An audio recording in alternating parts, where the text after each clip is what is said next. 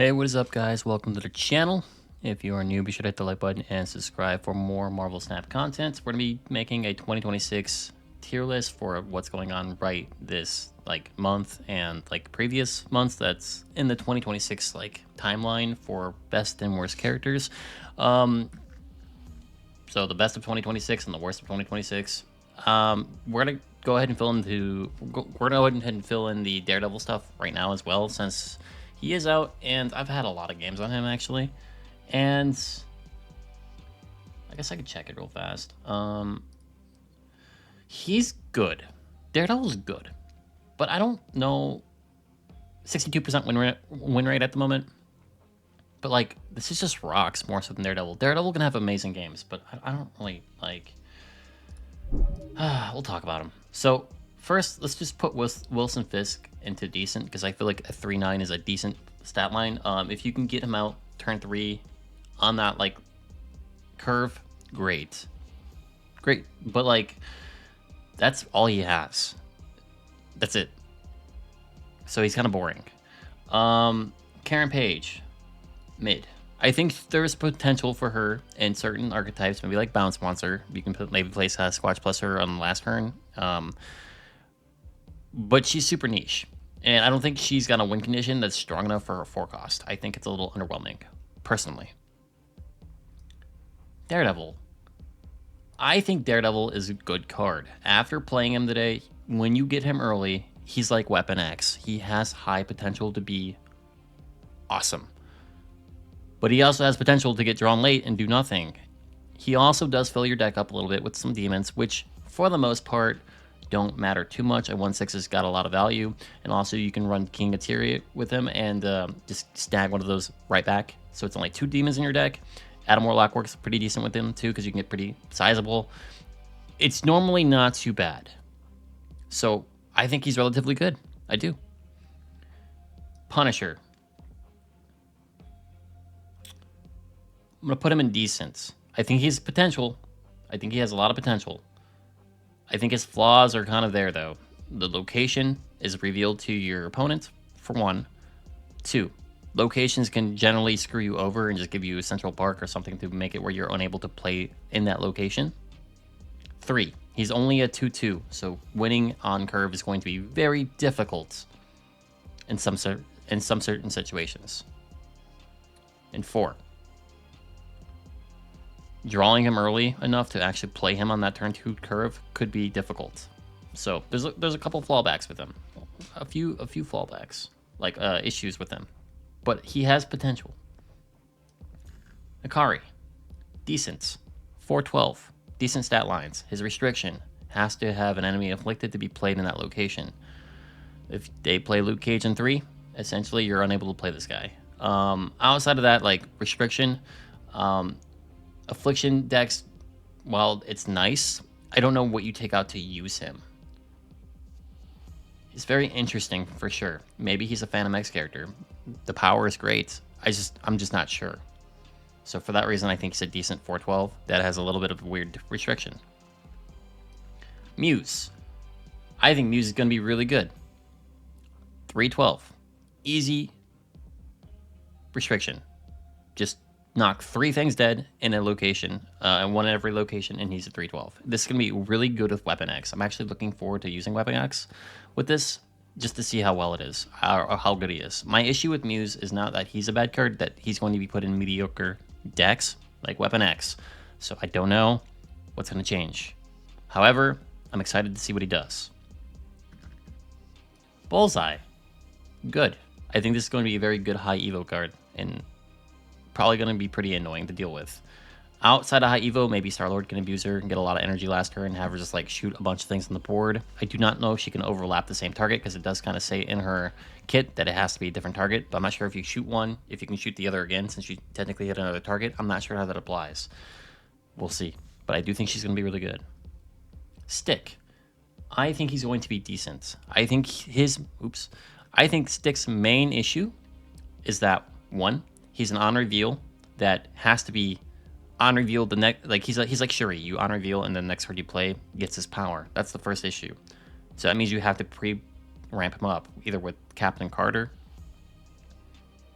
Agony, pre-prep him with Maverick. But that becomes a little weird because now you're trying to do a 4-hit combo, which could be really awkward, and you might never ever get the pieces. Going over a 4 combo is a little ridiculous, so I don't know how well he's going to actually be received. I think he has a lot of potential, but I'm worried that his restriction of having to, the next card you play is going to be where he falls off. Unlike Maverick, that can kind of select what he needs. So, that being said, let me minimize myself a little bit here. Right there. That being said, for best units of 2026, I think it's Gambit, Horseman of Death, Storm, Horseman of Famine, and Techno Organic Virus. These are 3 very powerful cards that have proven to be good in the meta. And there are people who want Storm and Gambit nerfed, which is crazy. I can see why Gambit, but Storm hasn't really deserved it, though she is quite powerful. Techno Organic Virus is the best balanced of all this. I think he's like the card that is really, really strong. And if you're able to use it multiple turns in a row, the power is crazy. Now let's go to Strong. Shallow was one of the best cards in the game for a long time, and then they nerfed him. Even after his nerf, I would argue he's still very good. Even if it's restricted just to Bounce or Kitty Pryde decks, getting 12 power is still really good, especially on a Kitty Pryde when he's a 5/8. There's a lot of value in that. Star-Lord, he was gutted pretty hard too, but I still see him quite often in High Evolutionary, and I still see him being used in Mr. Negative or other decks. His energy that last turn is really impactful for a lot of decks, so he's still good. He just doesn't have the power to win the lane all the time. Iska the Unbeaten. This is one of the strongest Series 4 cards in the game if you run her with Invisible Woman, and because of that, she's just a very strong card. Now, that being said, you can disable her. You can make her reverse power level if you put her in the negatives, but if you don't deal with her, she's a threat. So, very strong. The units that are good. Slain Horseman of Famine. I love this unit.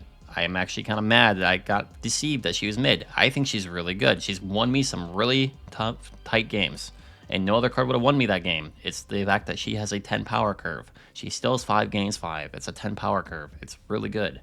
We already talked about Daredevil, Muse. Ozymandias, Rox is really good right now, so he's really good as a Series 4. Angel, Horseman of Death, I think is doing pretty decent right now, even after his buff. I think he's still a decent card. I think he's a good card. Chamber, Moondragon, they're the same thing, essentially. One goes in end of turn, the other goes into like a... I guess technically can go also in the Doom 99 deck if you wanted to, or a Blink deck. Both very good. They can get to relatively decent power, like, for what they are. Caliban is a good card. Dragon Lord is a good card. Drax, Avatar of Life is a good card if you go into opponents that play high-powered stuff, which kind of is where the meta is shifting. So Drax, Avatar of Life may be a good drop right now, just because like there are going to be players, especially when Punisher War Machine comes out, that want to play power. Drax can help you pass that up. Iron Fist Lindley Iron Fist, very good for bounce. I think he's got a very good stat line for 2 power drop. Very good. Majestic Wingbeak is a good card. Polaris, a good card. Sandstorm is a good card in Rocks. Strife is a good card. He's definitely fallen off a little bit because Fing Fang Foom was nerfed, but he himself has still got some options and is a good drop. And then we have Lady Bullseye. I've already talked about her. The decent cards. Wolverine, Horseman of War. Even after his buff, I still think he's a little awkward because he's a 4 cost, kind of unlike the situation Karen Pages. He's just doing something that doesn't necessarily need to be done. It's just an option to be done. I think he got a little better after the OTA, but I still think he's an awkward character. Ascani-san, same thing. You have to contest the location to power him up to have a decent drop for his credit card. But the thing is, even if you do that, it's full RNG in what you get, so you don't have any control on it. In Sabanoa, solid, decent. I think he has some okay decks. I think him with Jubilee and Dragon Lord, where you just kind of like play switch out of your decks and your hand, can become an interesting gimmick. Just be careful of Stardust. Fing Fang Foom, after his nerf, he's not a solo lane winner anymore, but he's still a good card. Or he's still a decent card. He's more situational on where you play him. You want to play him where opponents are going really big, and the 50-50 is not really a 50-50. It's just you just take whatever big target you can apply, like get, right? Dragon of the Moon. I think he's one of the weaker 2-drops because he's fully uncontrollable. Like, you don't know what you're going to get. The later you draw him, the worse he is, potentially, because you don't know how many even cards are, or is it odds, or cards are in your opponent's hand. And it's just impossible to know. Wilson Fisk. Talked about him. We talked about these characters. Mid. Lockheed, Juggernaut, Jack Flag, Ramatut, Shang-Chi. Ramatut, issue is that he's an RNG. Like, he's literally a gacha card. You either win or lose depending on like what he does. And most of the time, it's just not worth it. Shang-Chi overloads your deck. It's a little awkward. His buffs from the rings can be nice, but it just makes the deck feel clunky. We don't really like putting things into the deck. The exception is Daredevil, because he's getting power as you pull other stuff out. It kind of balances a little bit. Juggernaut is just a weird card. His objective is a little awkward and just can make decks feel a little weird. Lockheed's problem is that he's just not necessary for Kitty Pryde at the moment. I just don't think he's just not a necessary card.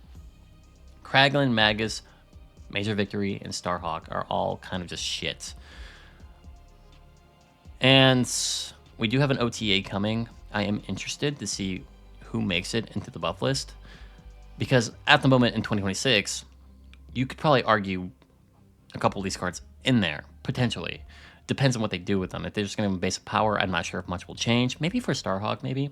Major Victory, I just think his issues at Guardians are just kind of bad, unless you know how to really predict, but it's like impossible to do.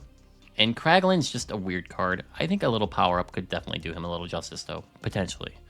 I'm just not a fan of banishing my own stuff. And that's the list, guys, for 2026 best cards. Let me know in the comments below what you guys think. Do you agree or disagree with anything? I'm fully open to have a conversation about it in the comments below. And let me know if I overrated anything here. I think Techno Organic Virus may be arguable down the strong, but like at the moment, since Rox is so good, I think it's because of Organic Virus. Not gonna lie. Thanks for watching. I hope you enjoyed, and I'll talk to you later. Peace.